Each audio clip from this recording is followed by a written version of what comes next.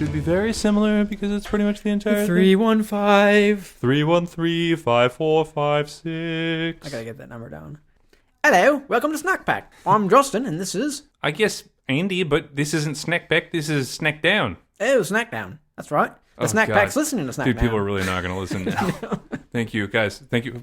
No. Don't change it. No. Stop. Turn that trolley around and come back. No. All right, let's restart.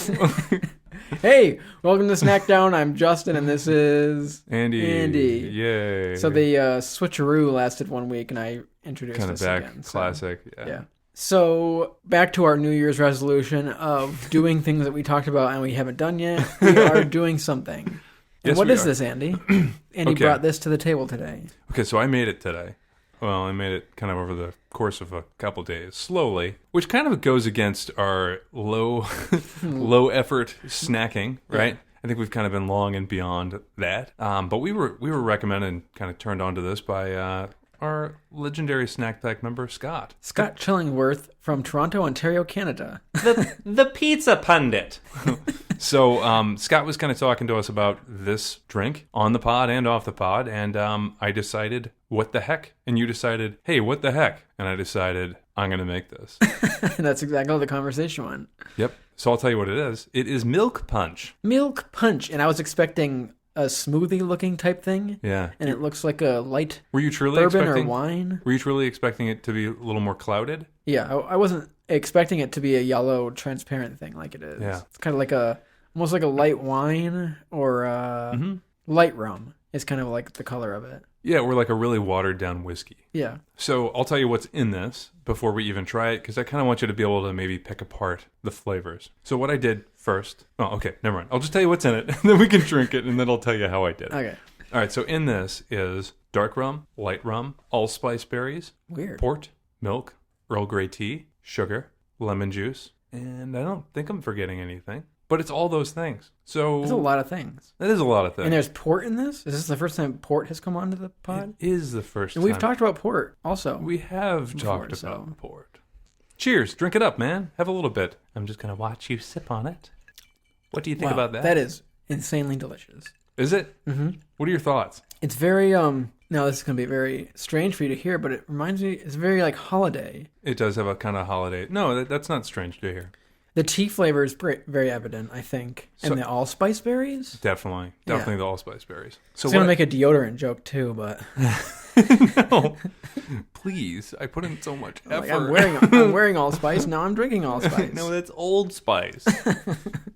So like the first thing that you do, and so like this specific clarified milk punch recipe was submitted by Alton Brown. He's like a food scientist kind of, isn't he? Yeah. So, but his first step was making what's called an allspice dram. So you take like an overproofed white rum, which I couldn't find an overproof, so I just found a regular white rum, like a Bacardi, 40%. And then you take allspice berries, whole berries, and you toast them just a tiny bit for like maybe a minute over a cast iron skillet, and just to kind of unlock the aroma. So once that happens, then you put it into like a little grinder and kind of grind it up coarsely.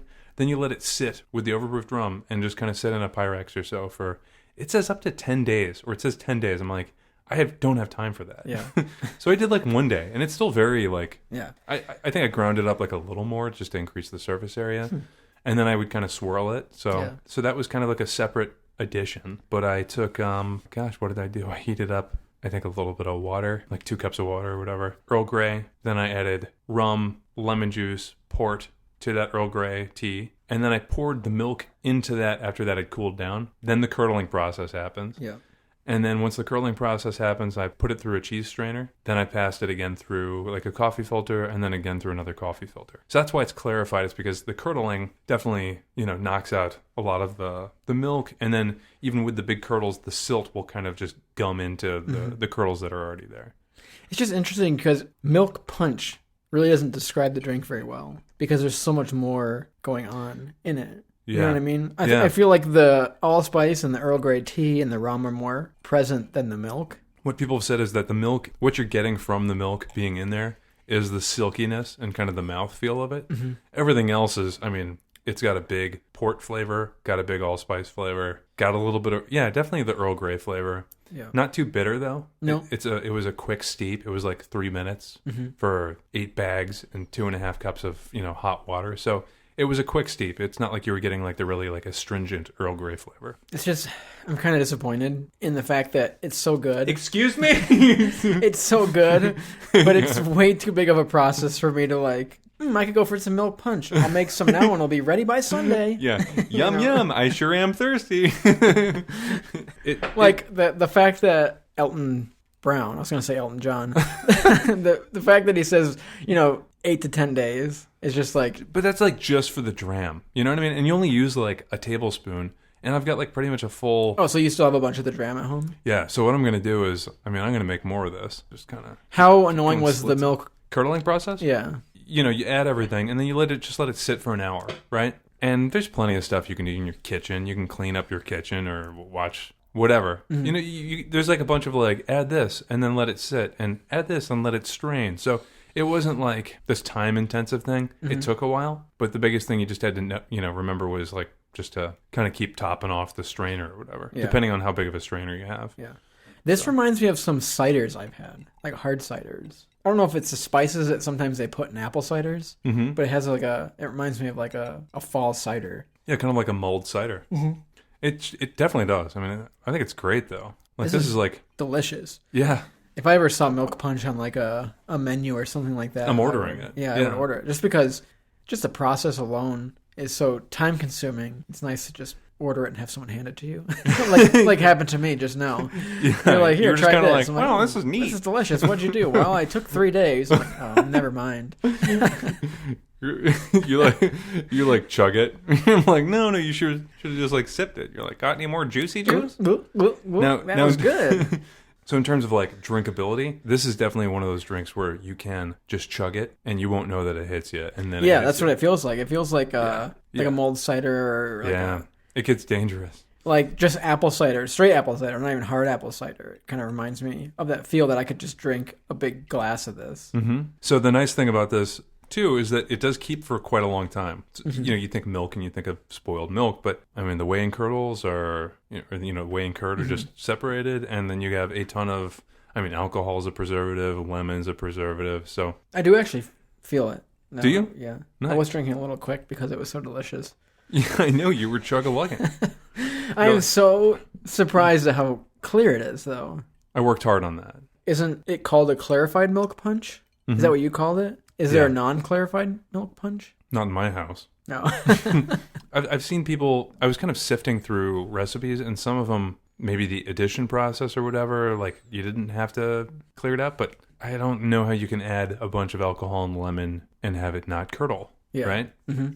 I had never heard of milk punch since before Scott told us about it. Yeah. And I haven't seen it anywhere. No. So we're bringing milk punch back. Now, is that when you were looking at recipes and all that, did you hear like a history of it? Like, is it a Canadian thing? Is that why we don't see it? It's not a Canadian thing. It's not. So it was first recorded in William Sacherville's 1688 travelogue of the Scottish Isle of Iona. Later accounts attributed... A lot older than I would have thought. Yeah. And later accounts attributed its spread, if not its origin, to Afra Bain. The earliest recorded recipe for milk punch dates to a 1711 cookbook. You know what this is older than? Donuts. Yeah, it's true. Very nice. So he found it in like Scotland? Well, it was recorded in his travel log. Recorded there. Yeah. Now, okay, so originally it was served in a punch bowl, and the early recipes resembled a posset and syllabub in the use of curdled strained cream, leaving only the lactic acid. Can you imagine a big punch bowl of this at a party? Yeah. That would be nice. That would be lit. That party would get pretty crazy real quick. So the technique was aiming at food stability, right? So that made it popular as a bottled drink. And then curdling could be accomplished through the addition of alcohol or acid, or both. And Benjamin Franklin recorded an episode with us in the next episode. He called in. Yeah, he did. Do you think he was drinking milk punch while he was flying a kite? If he was a smart man, he was. I wouldn't do that sober, would you? No, I wouldn't. Because he got shocked by electricity? Or is that just the cartoons? He didn't get shocked because I think he had a key on like a metal wire, and then like that went to the ground. It was like grounded. Yeah. Very cool. Interesting. Electricity, everyone. So he recorded a recipe in 1763 that used brandy and lemon added to hot milk. I've seen recipes where, you kind of like bring the milk up to like steaming, and then you add stuff to it. I just added this stuff cold and kind of room temperature. So, but you're supposed to just let the milk sit. The milk and kind of the tea and everything just sit for an hour. Don't touch it at all. Don't stir it. You want the clumps to clump. Yeah, this is really, really good. I feel like a lot of older, I don't know if this is true at all, just my opinion, but I feel like a lot of older pre-19th century cocktails are very, very complex in their like science and creation. And a lot of like newer cocktails are like, we've mixed these two things together, these two liquids, and we stirred. I think they're a lot more spice based too. Yeah. I think the cocktails that like held up throughout the years, because I mean like people aren't going to be like, oh yes, and there was a shot in the 1960s through the 90s called a buttery nipple that everyone was really into. Like you think that's going to hold up in like the year like 2100? Like no, it's not. I don't think so. It'll be a little weirder at that point. Yeah. But I don't think that's something that people are going to like look back into in the history books. I think the ones that survived were like the really nice, like delicate drinks made with, stuff like allspice or nutmeg or whatever. And tea. Good complex mixture. Yeah. Like this is I feel like, it's so delicious. I'm surprised it's not more popular other than the fact that it's very time consuming to make. Like you couldn't go to a bar. Yeah, but I mean, like in the grand scheme of things, like this is something so cool that you could like add a bunch of weird stuff to it. It's not like I was brewing. You know what I mean? Brewing like takes a lot, right? So this is just kind of like a little middle ground. You're getting a little crazier, but people can do this at home very easily. Yeah.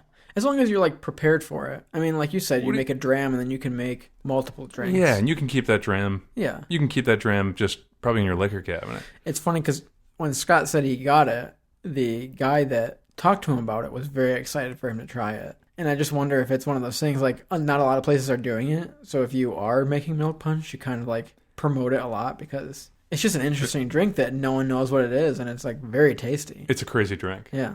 But it doesn't look crazy. Like, I wouldn't know that there's so much that goes into this. So you already said this, and I totally agree with you. If you see milk punch at a bar, you're getting it. Yeah. I'm getting it, too. It's just cool. Anytime I see milk punch from now on, you're getting it. I'm going to get it, because I don't want to make that at home. I really think that you'd be surprised. Yeah. So I made this yesterday, and I had two absolutely crazy toddlers just, like, running around. One was sick, and then, like, Kaylin was like making food or whatever. And like granted, it wasn't like the most ideal time to make it, but like the fact that like we could just do that and then I could like take a break from it and go do something else. Like it would be like a good like kind of a lazy Saturday drink to like make for Sunday or even just Saturday afternoon. Like you're just doing it in the morning. I can just imagine Kaylin's like, Andy, can you watch your son? And you're like, I'm straining milk through the cheesecloth currently. I'm like, this is important for Snackdown. And she's like, I'm going to murder you. So, but I definitely recommend. So I tried doing cheesecloth like doubled over, and I was like, oh, I really want to make sure that we kind of strain as much.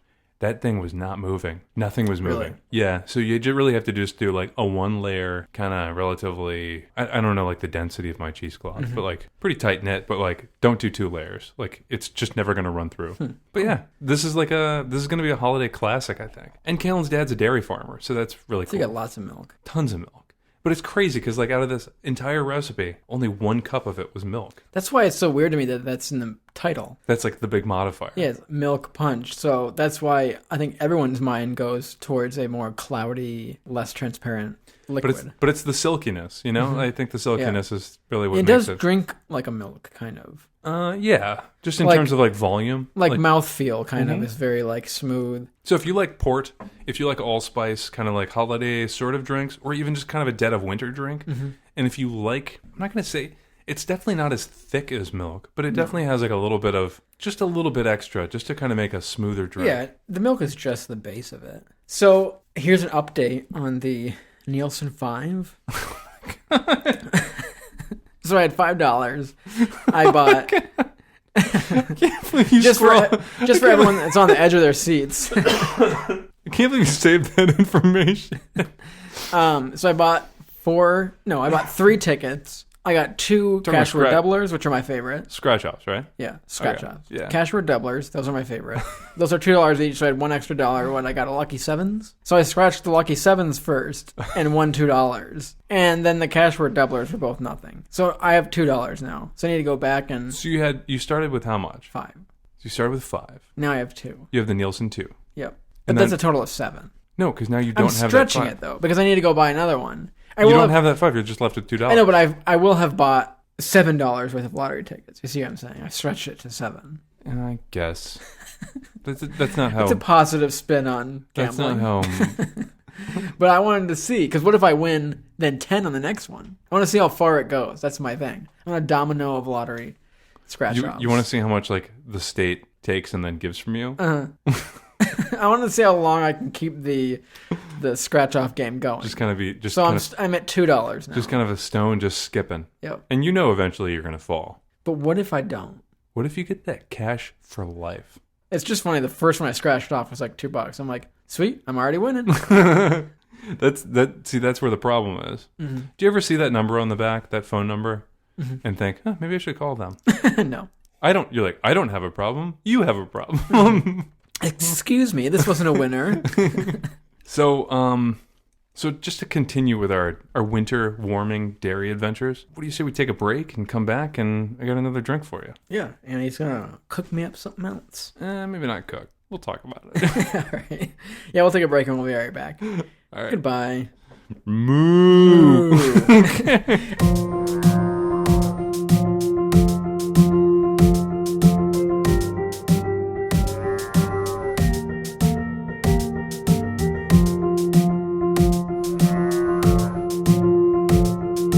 And we're Snackdown. That's true. Sorry, and we're back. And we're beautiful. We're back. We're beautiful. We're bold. And we have a hot drink in front of us that it looked like Andy was scooping tuna fish into. No, it did not.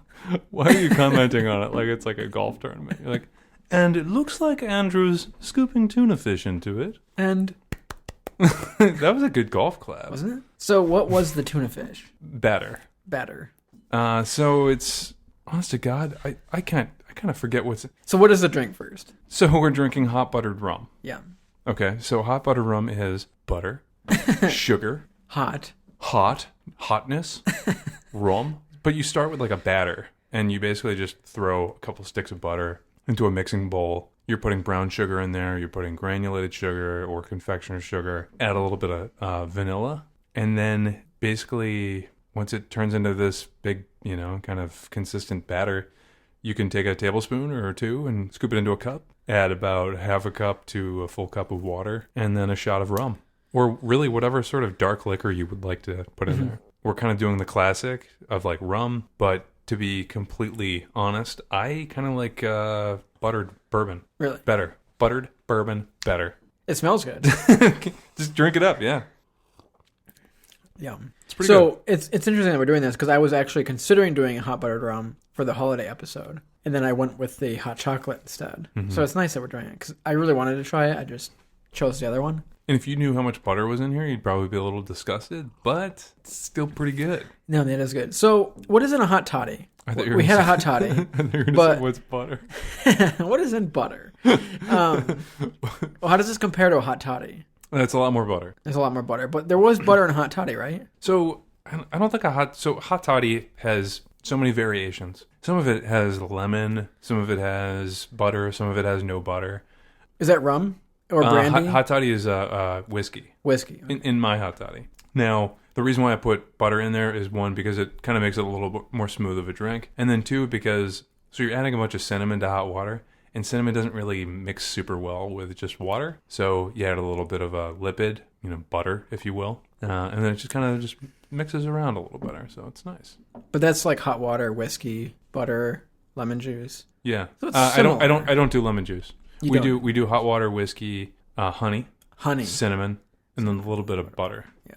So this is a little bit different. It's got butter and vanilla and sugar and it's different. Rum. It's a little it's warming, right? And it is a little bit sweeter than the hot toddy. Than the hot toddy. Yeah. But they're both kind of nice. Just Wow, this is so good though. I could like sip this up in the wintertime under a blanket. Specifically in the wintertime, huh? Well, I've told you, hot drinks, we're not drinking hot drinks in the summer. Are we? I wouldn't. Unless it's like very cold air-conditioned room. But yeah, if I'm like curled up in a blanket, drinking up some hot buttered rum, dipping my something in butter. What are you dipping in there? Sorry. Your neighbors think we're... I haven't changed my clothes over here for a while, though. That's true. That's good. Happy Snacker Day. Yeah.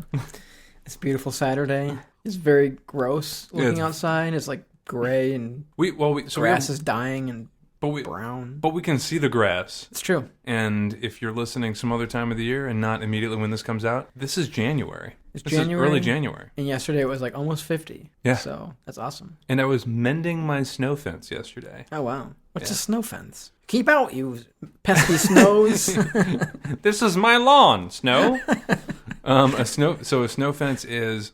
Well, I'll tell you about like the utility of a snow fence. Right? I can see you on your porch drinking a hot buttered rum, yelling at the snow. Get off my lawn! I do yell at the snow. I really do. I don't sit on a porch though. So a snow fence is like so you get snow like blown or drifting, right? Mm-hmm. So if you have a place where you have snow drifting about 25 or 30 feet, or maybe a little more, before that point, upwind, you put a snow fence, and that drastically drops the wind. Mm-hmm. So the snow drops, like it just drops in place, right? So if you put it there, then hopefully it drops before it gets to whatever has just been drifting. So what don't you want snow on that you built a snow fence? My driveway. Okay, that makes sense. Yeah. Have you ever gone snowshoeing? Now that we've talking about snow. Kind of. Are you like a winter sports person? Without kids, yeah. Yeah. I mean, like now, it just makes it a little more difficult. But there's a couple different like cross-country skiing and snowshoeing places, in the area. Yeah. Have you ever been snowshoeing? I've been snowshoeing, and it was pretty fun. I don't think there was I think it would have been more fun if there was more snow. There was enough snow for snowshoeing, but it wasn't like a foot of snow, which I think makes it a little bit cooler. It kind of makes it a pain in the butt too. Really? Yeah, I think so. I know it's like meant to like stay on top and whatever, but so my feet turn out drastically. Yes. And when I was walking with the snowshoes, the backs of snowshoes kept hitting against each other because that's the way my feet are. And I'm like, man, it's hard to walk in snowshoes, and I realized it's just the way my feet are. Have you been skiing before? No, and I don't think I can. Because in skiing, I think you're supposed to turn your feet in, correct? Dude, you'd be great at rock climbing. Yeah, because I can get my feet almost like exactly, like easily parallel. You'd be good specifically at like slab rock climbing, where you're just kind of like really leaning into the wall. Yeah, because I can just like turn into like one of those like flat fish against the wall, like a starfish. Flounder? Yeah, like a little flat one. A little flat flounder. Now, so 2020, we haven't even really talked about resolutions. I don't really necessarily believe in resolutions. Yeah, I don't. Not necessarily as like a resolution or something to hold yourself to, but is there anything that you're like looking forward to in 2020? Every year I have a goal of reading a minimum of 20 books. That's like always my goal. It's a lot of books. So I hate New Year's resolutions that are super vague. Like, I'm going to go hiking more, or I'm going to lose more weight, or I'm going to spend less time watching TV, because it's so... There's no attainable goal. Right? Yeah, it's like I want to read 10 books, or I want to, only watch TV for an hour a day. Those are attainable goals instead of like less or more. So, have you set a goal for how many peaks you're going to climb this year? Yeah. See, so that's what I should be thinking about. Mm-hmm. But I have a goal of going for a week and hiking every day. I would like to. That's awesome. Yeah. What's Whiteface? Is that Mount Marcy? No. No. Is Mount Marcy one of them? Mount Marcy is the highest. Okay. And then Whiteface is pretty high. I think Whiteface is like 4,800 feet. I remember my parents climbed Mount Marcy. Like we were just on vacation in Lake Placid, and I was 3 or 4. And so you climbed Mount Marcy? Nay, no, I did not. I was like youngest person to climb 46er with my Crocs on. Sorry. But yeah, we were just on vacation, and my parents were like, "Yeah, okay, you guys are going to stay with Grandma and Grandpa, and we're just going to climb Mount Marcy." And I had no concept of it and still don't. But the fact that you're telling me that it's the highest peak, I'm like, oh, it's kind of impressive my parents did that. Yeah. It's over 5,000 feet. But they were probably 35, 36 at the time. Mm-hmm. Wow, I need to get on that. Yeah. That'd be fun to do. Mm-hmm. And you want to go this summer? No. I'd honestly like to start rock climbing outdoors this summer. What size feet are you? Shoe size like 8.5. When I went rock climbing with Katie, those shoes were like way too small. The ones that I had, like my feet were killing after. She was like, they're probably too small. So it's funny because I was just looking at something that was like, what's something that you wish you learned like before, like when you first started rock climbing, or what's something you know now that you wish you learned back then?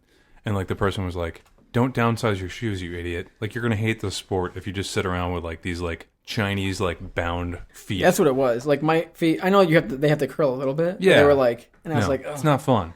And afterwards, everyone was like, oh, my arms or like my legs from climbing. And I'm just like, my feet, my toes. My toesies. Like, man, toes hurt climbing. Yeah. And after we were done, I was just like limping because my toes hurt. And Katie's like, yeah, they were definitely too small.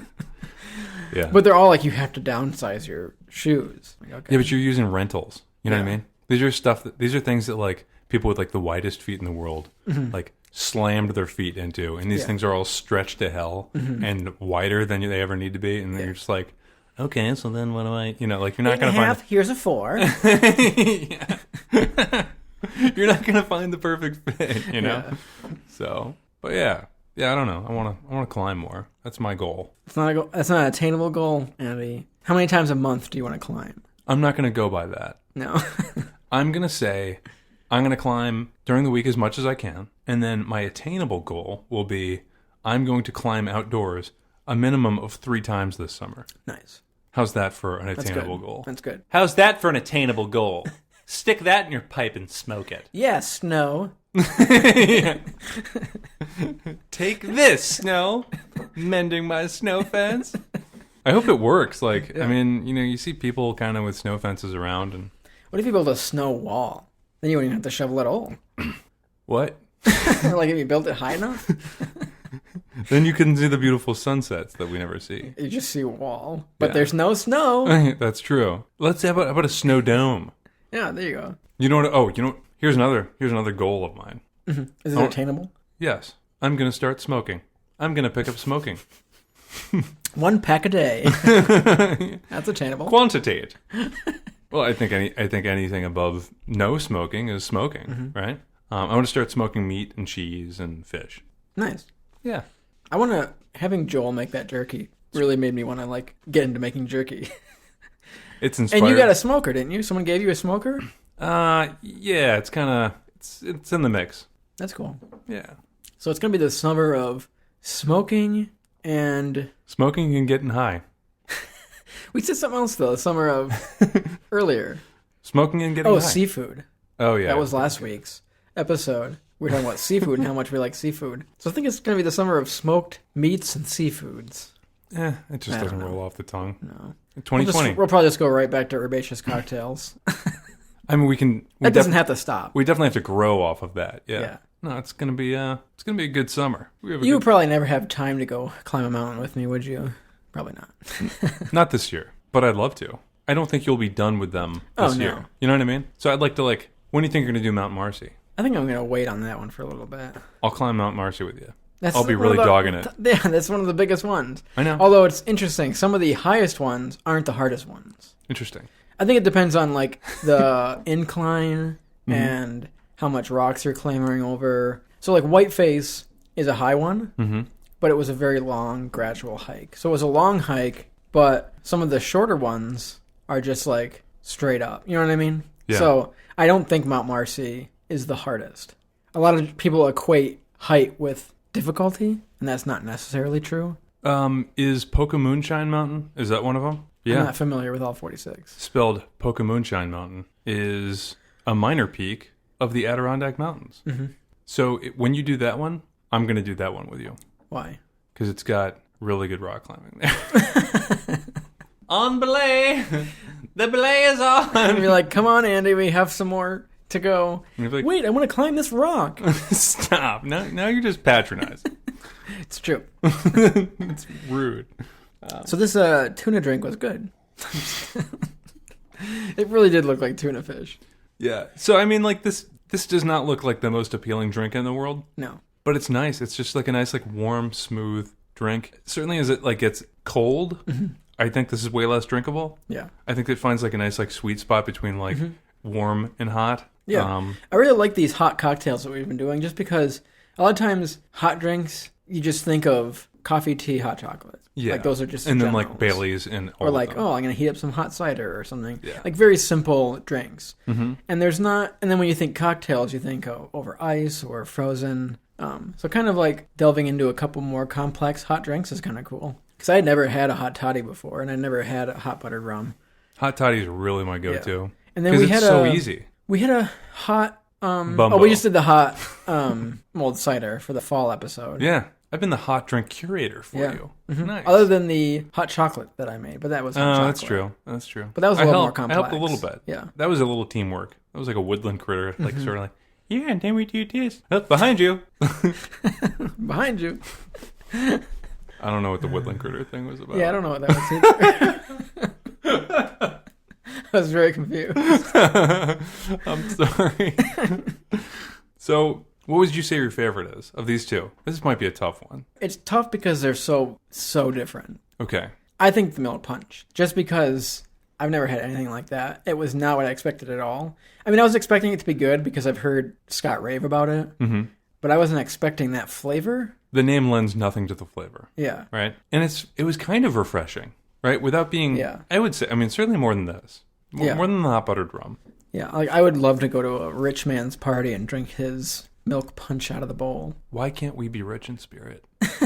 Okay? I could not afford to make a big bowl of milk punch Why not? for everyone to drink. Yes, you could. It would take me a lot of time of straining.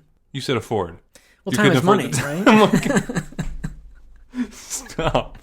So, yes, so you could totally make it by yourself. Yeah.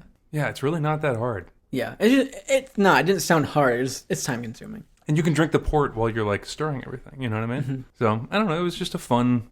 Honestly, I'm probably gonna make more this weekend. So I was like, oh yeah, I'm gonna do a double batch. And then Kellen was like, well, what if it just tastes awful? Then we're stuck with a double batch. And I'm like, oh, you're right. But I'm gonna do a double batch. I don't think we, as a Snackdown, have done anything that's like really been horrible drink wise. Bumbo. I was waiting for you to say Bumbo. But once we added water, it wasn't too bad.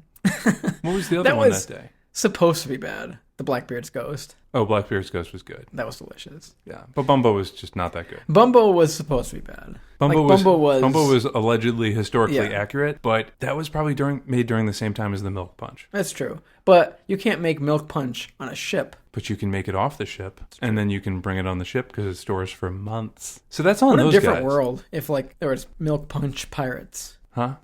Like pirates drinking milk punch instead of grog. Like I feel like the whole like pirate tradition would have changed. Milk drinker. Like just like people calling each other bad things. Milk punch pirates. That'd be a good band name. Oh yeah. What kind of music?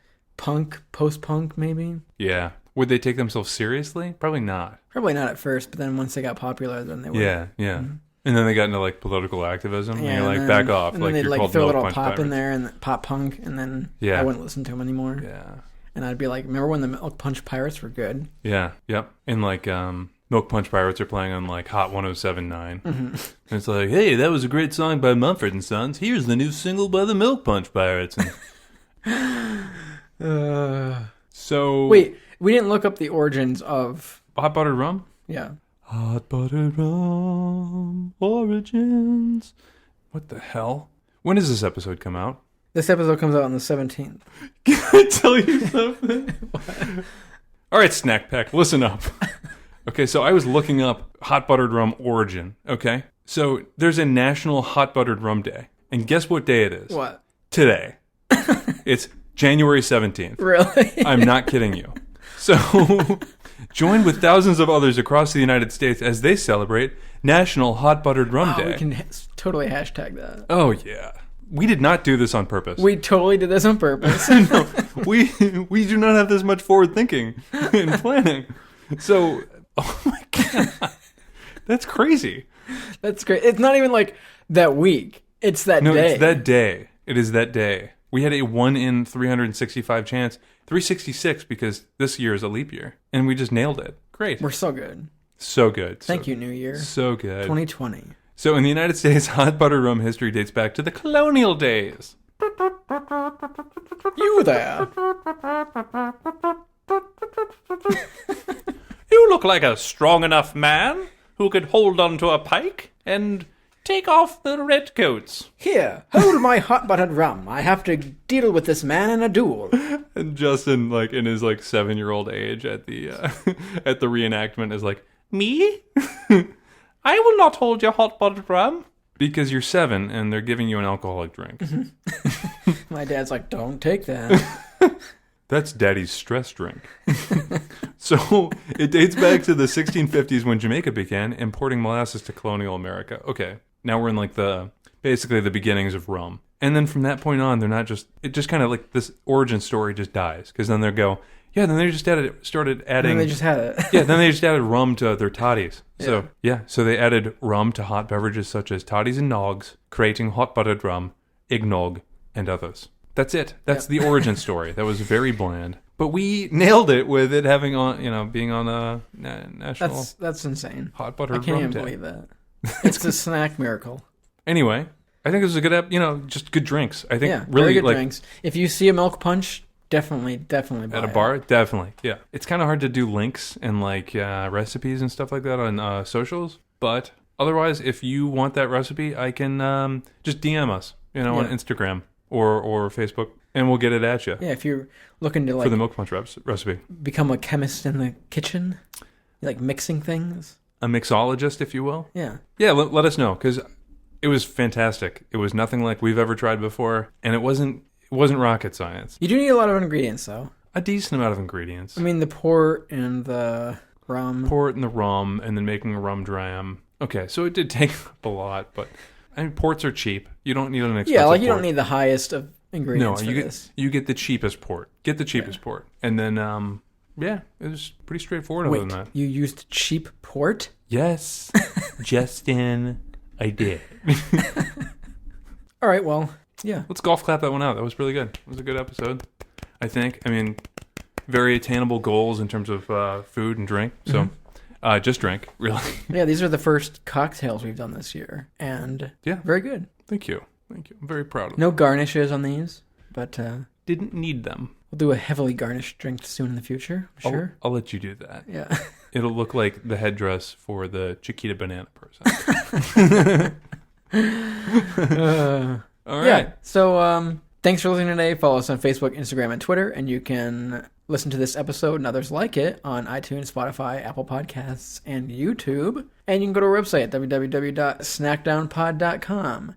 And you can call our Google phone number and leave us a message. At 315-313-5456.